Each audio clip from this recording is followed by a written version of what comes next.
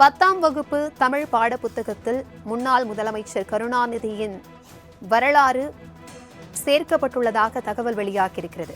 இதுகுறித்தான கூடுதல் விவரங்களுடன் இணைகிறார் எமது செய்தியாளர் மணிகண்டன். வணக்கம் மணிகண்டன். 10ஆம் வகுப்பு தமிழ் புத்தகத்தில் முன்னாள் முதலமைச்சர் கருணாநிதியின் வரலாறு சேர்க்கப்பட்டிருக்கிறது. இது குறித்தான விவரங்கள் என்ன? வணக்கம். ஒவ்வொரு 10 ஆண்டுகளுக்கு ஒரு முறையும் தேவைக்கேற்ப தமிழ் பாடநூல் கழகம் சார்பில் மொழி பாடங்கள்ல மாற்றங்கள் செய்யப்பட்டு வருகிறது.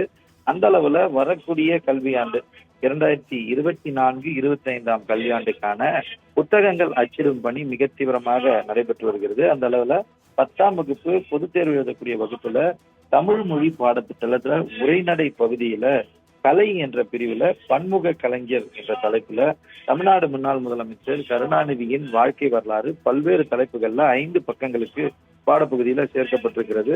முதல்ல குழந்தை உள்ள கலைஞர் என தொடங்கி போராட்ட கலைஞர், பேச்சு கலைஞர், திரைக்கலைஞர், நாடக கலைஞர் என அவரது வாழ்க்கையில எடுக்கக்கூடிய பல்வேறு பரிணாமங்களை பாடப்பகுதியில சேர்த்திருக்கின்றனர். செம்மொழி கலைஞர் என பல்வேறு பிரிவுகள்ல அவர் வாழ்க்கை வரலாறு தொடங்கிய காலத்திலிருந்து தமிழ் மொழிக்கு அவர் ஆற்றிய முக்கியத்துவம், அதே போல திரையுலகில் அவரது முக்கிய படைப்புகள், அரசியல் வாழ்க்கை என பல்வேறு விஷயங்கள் இந்த 5 பக்க பாடப்பகுதியில சேர்க்கப்பட்டிருக்கிறது. இறுதியாக என்றுமுள்ள தமிழில் இன்றுமுள்ள கலைஞர் என முடித்து இறுதியில தமிழ் வெல்லும் எனவும் அவரது கையெழுத்து மூக்கா என அந்த கையெழுத்தின் பேசி முல்லையும் பொறுத்திருக்கின்றனர். இந்த 5 பக்க பாடப்பகுதி என்பது இந்த ஆண்டுக்கான 10ஆம் வகுப்பு தமிழ் மொழி பாடப்புத்தகத்துல சேர்க்கப்பட்டிருக்கிறது.